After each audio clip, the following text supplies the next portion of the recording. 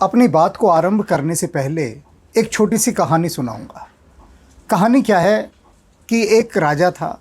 उस राजा को ये पता लगा कि उसके देश में जो एक सन्यासी रहता है, बुद्ध पुरुष, वह उसके देश को छोड़कर जा रहा है। और वो सन्यासी जो था उसकी बड़ी मान्यता थी, सदा शांत रहता था, लेकिन संकेतों में और अपने हाव भावों के माध्यम से बहुत कुछ दिव्य संदेश वो सबको दे दिया करता था। अब जब राजा को यह बात पता लगी तो उसने पूछवाया कि क्या बात हो गई, कोई असुविधा, कोई परेशान कर रहा है, मुझसे कोई दिक्कत, तो आप देश छोड़कर जा किस लिए रहे हैं। बहुत खोज खबर की गई लेकिन कुछ हाथ में सार ना निकला। अब राजा ये नहीं चाहता था कि ऐसी महान विभूति इस देश को छोड़कर जाए। तो राजा ने जोर जबरदस्ती तो की नहीं, क्योंकि अच्छा राजा था। अब वह जो बुद्ध पुरुष था, वो जो सन्यासी था, वो जो रहस्यदर्शी संबुद्ध सदगुरु था, वो सीमा पर पहुंच गया और सीमा पर खड़े पहरेदार अब वो जाने ना दें, रोक लिया कि आप नहीं जा सकते, पहले हमें राजा की अनुमति मिल जाए। तो राजा ने ये कहलवाया कि उस सन्यासी से कहो कि वो जा सकता है सीमा के पार, लेकिन एक शर्त है कि जो भी कुछ उसने पाया है, जो भी कुछ पाया है ज्ञान, उसे वो एक पुस्तक में दर्ज करके चला जाए, वो फिर वो जा सकता है। अब वो सन्यासी भी बात मान गया और उसने एक पुस्तक लिखी और उस पुस्तक में लिखकर उसने वो बातें डाल दी जो जो उसने पाया था। राजा भी संतुष्ट और उसको अनुमति दे दी जाने की कि तुम जाओ। अब जब पुस्तक को खोलकर देखा गया, किसी को कुछ समझ ही ना आए, लेकिन बात उसमें बहुत गहरी लिखी हुई थी। तो बिल्कुल ऐसी ही बात अभी घटी है कुछ समय पहले। हुआ क्या, फ्रांस के वैज्ञानिक हैं मिलोवन स्टेनको, जिनको आप सभी जानते होंगे। वे सभी लोग जो मेरे वीडियो देखते हैं, वे पिछले 34 वर्ष से निरंतर हिमालय आते हैं, ध्यान साधना करते हैं और अब 35वीं बार इस बार आ रहे हैं। ये 2026 की बात मैं बता रहा हूँ और अभी मई सप्ताह में आ रहे हैं और जून में हिमालय जाएंगे।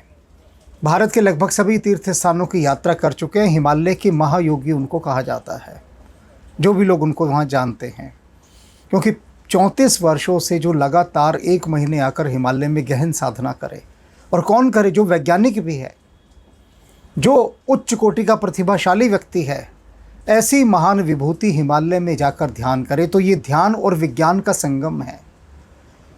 अब जब मुझसे इनका मिलना हुआ तो मैंने इनसे कहा कि आपने इतने वर्षों में जो भी कुछ पाया उसे आप पुस्तकों में उतार दीजिए, लिखिए। इन्होंने मना कर दिया, साफ मना कर दिया कि मैं क्यों लिखूं, मुझे क्या आवश्यकता है, किसके लिए लिखूं। जो मुझे पाना था, जो मेरा आनंद था, जो मेरा रस था, वो मैंने प्राप्त किया और प्राप्त कर रहा हूं, तो मैं किसके लिए लिखूं। मुझे ना कोई फेम चाहिए, ना पैसा चाहिए। पैसा तो इतना है कि बस क्या बताएं। परमात्मा ने कोई कमी नहीं रखी धन की, और ना ज्ञान की, ना प्रतिभा की, सब कुछ है इनके पास। तो कहते मैं किसके लिए करूं, नहीं करना, मुझे मना कर दिया। मैं अनेक वर्ष इनके पीछे पड़ा रहा और इन्होंने एक अक्षर नहीं लिखा।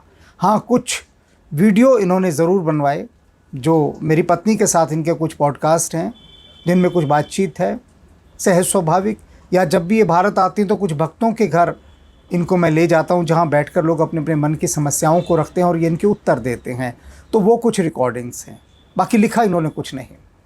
फिर मैंने एक दिन इनसे कहा, मैंने कहा आप हिमालय में इतने वर्षों से आ रहे हैं, तो इस देश के प्रति, उस हिमालय के प्रति आपका कर्ज है, आपको कर्ज देना है उनका।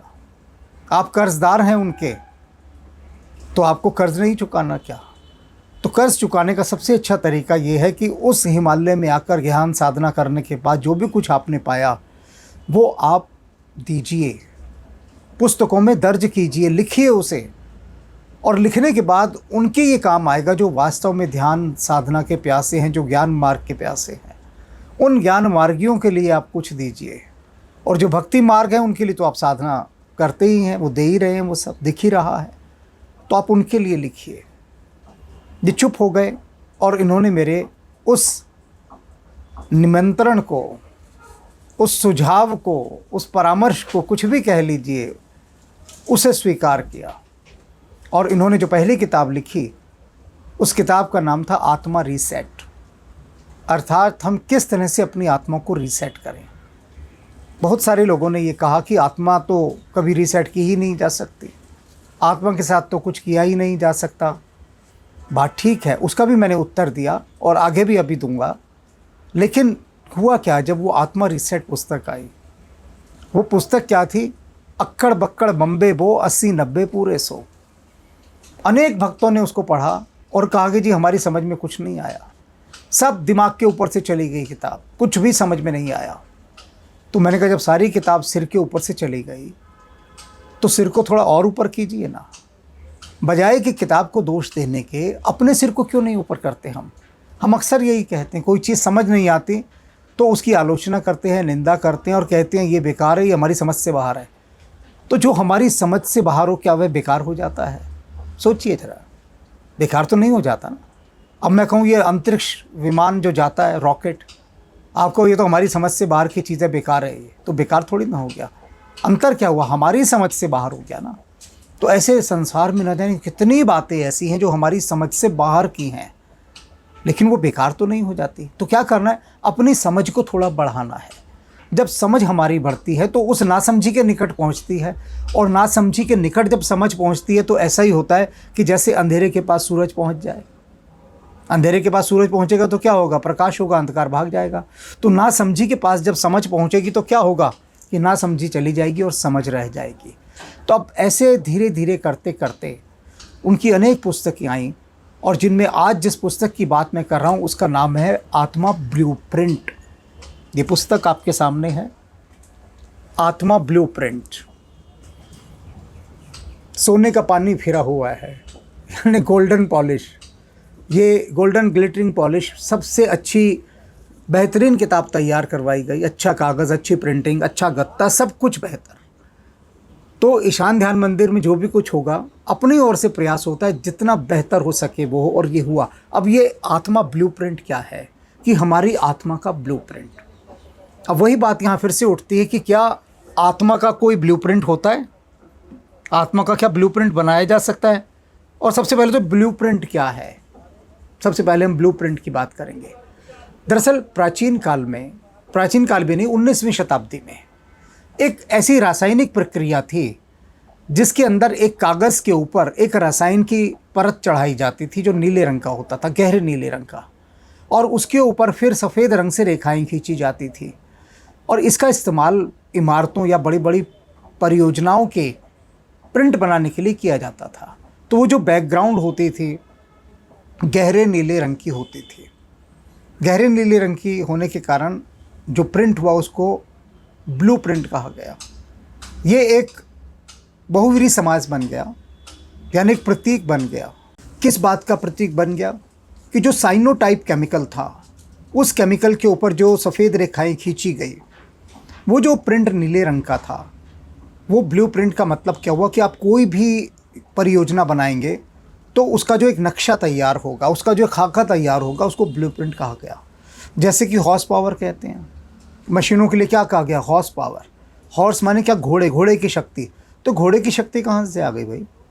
घोड़ा थोड़ी ना लगा उसमें। लेकिन प्राचीन काल में शक्ति को घोड़े से नापा जाता था, घोड़े की शक्तियों से, कि इसमें कितने घोड़ों की शक्ति है। तो वो प्राचीन शब्द अब तक चला आ रहा है। इसी तरह से ब्लूप्रिंट अभी भी चला आ रहा है, हालांकि कंप्यूटर इन सब का ज़माना है। अब हम यहाँ पर बात आते हैं कि ये आत्मा का ब्लूप्रिंट क्या है। तो मिलोवन स्टिनको ने जो ये पुस्तक लिखी, ये अंग्रेज़ी में लिखी, फिर विद्वानों के द्वारा इसका हिंदी अनुवाद कराया गया। तो सबसे पहली जो विशेषता है इस पुस्तक की क्या, कि इसके बाएं हाथ पर इंग्लिश लिखी है और दाएं हाथ पर हिंदी लिखी है, यानी उसी बात का हिंदी में समानांतर अनुवाद है, पैरेलल ट्रांसलेशन चल रहा है। बायोलैंग्वेज बुक है, द्विभाषीय किताब। तो वे विद्यार्थी भी, वे मनुष्य भी जिनकी हिंदी अधिक अच्छी नहीं है, अंग्रेज़ी बहुत अच्छी है, तो वो अंग्रेज़ी को पढ़ने के बाद हिंदी पढ़ के अपनी हिंदी सुधार सकते हैं। और जिनकी अंग्रेज़ी बहुत अच्छी नहीं है, हिंदी अच्छी है, वो हिंदी को पढ़ने के बाद अंग्रेज़ी से परिचित हो सकते हैं। तो ये बहुत अच्छे, ये अनुवाद का ज्ञान भी देती है पुस्तक। अभी मैं मुख्य बात पर नहीं आया हूँ, कि आत्मा का ब्लूप्रिंट क्या है। अब आत्मा के ब्लूप्रिंट को समझने के लिए हमें इसकी गहरी बात को समझना होगा। वो गहरी बात क्या है, इसे जान लीजिए। भारतीय आध्यात्मिक परंपराओं में आत्मा का ब्लूप्रिंट एक दार्शनिक और आध्यात्मिक रूपक माना गया है। यह कोई भौतिक वस्तु नहीं है। आत्मा का अर्थ है हमारा सच्चा स्वरूप, जो शरीर, मन, भावनाओं और व्यक्तित्व से परे शाश्वत चेतना है। अलग अलग परंपराएं इसके ब्लूप्रिंट को अलग अलग तरीकों से समझाती हैं। वेदांत के अनुसार आत्मा स्वयं पूर्ण, शुद्ध और अपरिवर्तनीय है, इसलिए उसका कोई अलग ब्लूप्रिंट नहीं होगा, बल्कि ब्लूप्रिंट उस जीवन यात्रा का होता है जो इनसे बनती है। कर्म, जो हमारे पूर्व कर्म होते हैं, वासनाएं अर्थात हमारी गहरी प्रवृत्तियां, और धर्म यानी जीवन का कर्तव्य और उद्देश्य। योग और आध्यात्मिक शिक्षाओं में आत्मा ब्लूप्रिंट का अर्थ अक्सर यह माना जाता है कि व्यक्ति के जन्मजात संस्कार, उसकी स्वाभाविक प्रवृत्तियां, जीवन के सीखने योग्य पाठ और आत्मिक विकास का मार्ग। भगवान गीता में कहते हैं कि आत्मा शाश्वत है, जबकि शरीर और जीवन परिस्थितियां जन्म जन्मांतर में बदलती रहती हैं। इस दृष्टि से ब्लूप्रिंट उस कार्मिक संरचना को कहा जाता है जो हर जन्म में हमें एक आकार देती हैं। इसे सरल शब्दों में ऐसे समझ सकते हैं जैसे किसी भवन का ब्लूप्रिंट उसकी रचना का मार्गदर्शन करता है, वैसे ही आध्यात्मिक रूप में आत्मा का ब्लूप्रिंट व्यक्ति के जीवन, विकास और भाग्य की गहरी दिशा को दर्शाता है। हालांकि विभिन्न परंपराओं की मान्यताएं अलग हैं, किंतु मानती हैं कि आत्मा पहले से ही पूर्ण है और केवल अज्ञान से ढकी हुई है, जबकि कुछ कर्म और अनेक जन्मों में आत्मिक विकास पर अधिक बल देती हैं। अलग अलग मान्यताएं हैं, इसलिए आत्मा का ब्लूप्रिंट कोई पारंपरिक संस्कृत शब्द नहीं है, बल्कि आधुनिक आध्यात्मिक अभिव्यक्ति है जो कर्म, संसार, धर्म और पुनर्जन्म जैसे प्राचीन सिद्धांतों से प्रेरित है।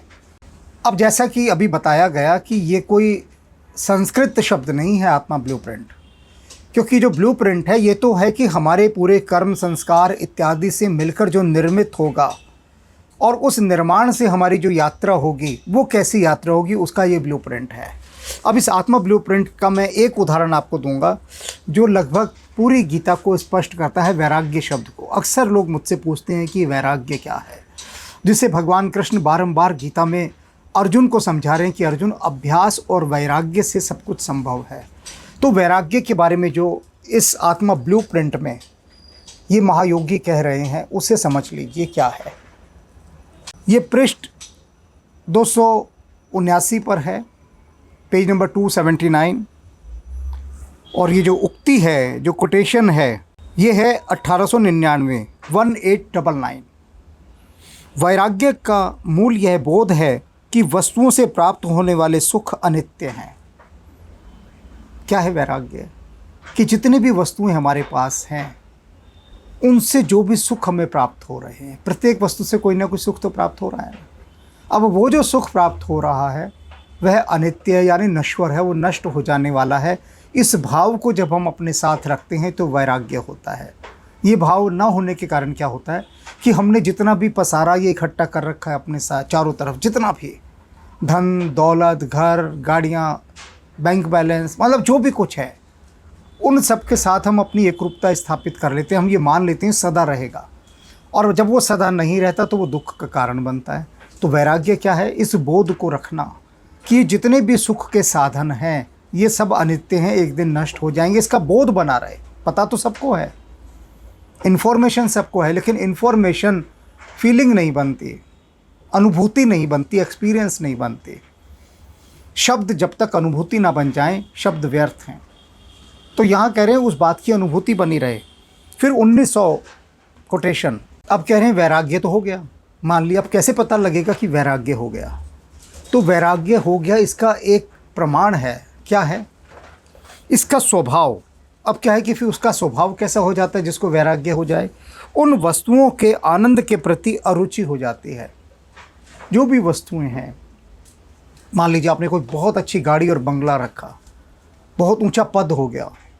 अब इनसे जो प्राप्त होने वाला आनंद है ना, उस आनंद के प्रति अरुचि हो जाती है। कोई मन खिलता नहीं है कि आप 10 करोड़ की गाड़ी में बैठे हैं या 1000 करोड़ के हवाई जहाज में उड़ रहे हैं या इतने ऊंचे पद पर हैं कि सब आपको सलाम ठोक रहे हैं। उससे आपको कोई फ़र्क नहीं पड़ता, आप उससे अप्रभावित रहते हैं, आपके भीतर कुछ हिलता नहीं, कुछ आनंदित नहीं होता, कोई अहंकार नहीं जन्म लेता। ऐसा स्वभाव जब बन जाता है तब जान लीजिए कि वैराग्य हो गया, और इसका परिणाम उनसे मुक्त होने का भाव है। अब इसका परिणाम क्या होता है कि आप उन सब से मुक्त हो जाते हैं। किस से मुक्त हो जाते हैं? आसक्ति से। उस आसक्ति से मुक्त हो जाते हैं जिसका उपदेश अष्टावक्र ने महाराज जनक को दिया। जनक ने पूछा कि मुक्ति का मार्ग क्या है, कैसे मोक्ष प्राप्त हो सकता है? तो अष्टावक्र कहते हैं कि मुक्ति का मार्ग है आसक्ति के प्रति मुक्त हो जाना, आसक्ति को त्याग देना, यही मुक्ति का मार्ग है, और यही वैराग्य का मार्ग बताया अभी जो इस आत्मा ब्लूप्रिंट में बताया। तो ये आत्मा ब्लूप्रिंट जो है इस महायोगी के द्वारा लिखी गई एक ऐसी पुस्तक है कि अभी तक इसने जिसे भी पढ़ा है उसे इसमें एक संगीत सुनाई दिया है, एक ऐसा संगीत जो उसके मन को मुग्ध कर रहा है और उसमें परिवर्तन कर रहा है। मन के ऊपर जो अज्ञान की परतें चढ़ी हैं, जो धूल धमास सब चढ़ी हुई है, उनको झाड़ रहा है। ये पुस्तक महायोगी के मंत्र हैं, ऐसे जान लीजिए, और वो ऐसे मंत्र हैं जो बहुत ही सरल भाषा में लिखे गए हैं। इतनी सरल भाषा कि आप थोड़ा सा प्रयास करेंगे तो उनका जो अर्थ है उसकी गुत्थियाँ आपके भीतर खुद ब खुद खुलती चली जाएंगी। तो वे लोग जो सच में ज्ञान की प्यास में हैं और ज्ञान के माध्यम से अपने भीतर प्रकाश करना चाहते हैं, उनके लिए तो मैं कहूँगा कि हिमालय की ये महायोगी, ये मिलोवन स्टेनको, ये हिमालय में ही बैठे ध्यान कर रहे हैं, इनकी इस पुस्तक का अनिवार्य रूपेण अध्ययन करना चाहिए। क्योंकि ये जो पुस्तक है ये वास्तव में भीतर के ऐसे झंझावातों को उत्पन्न करती है कि जो सब कुछ हिला कर रख देते हैं, और हम हिल ही तो नहीं रहे भीतर से। जिस दिन हमारा हिलना हो जाएगा, हिलना तो अर्जुन का ही हुआ है आज तक, कैसे हिला था अर्जुन, और उस हिलने के बाद उसे मिला परमात्मा का विराट रूप। तो यदि विराट की ओर बढ़ना है और अपने भीतर जो आत्मा है उस आत्मा के ब्लूप्रिंट को पहचानना है कि हमारा ब्लूप्रिंट कैसा है, तो उसमें ये पुस्तक सबसे बड़ी मार्गदर्शक है, सहायक है। स्वयं को जानने की यात्रा पर निकलना है। अब ये जो मैंने इतनी कस्में खिलाकर, इतनी चतुराई करके इन महायोगी से पुस्तक लिखवाई, किसके लिए लिखवाई? उनके लिए लिखवाई जो उस मार्ग पर बढ़ना चाहते हैं, लेकिन उसके पास उस मार्ग का कोई ब्लूप्रिंट नहीं है, कोई नक्शा नहीं है। तो ये उपलब्ध करा दिया। अब आप उन ऊंचाइयों की यात्रा के लिए अपने को तैयार कीजिए। ओम नमः शिवाय।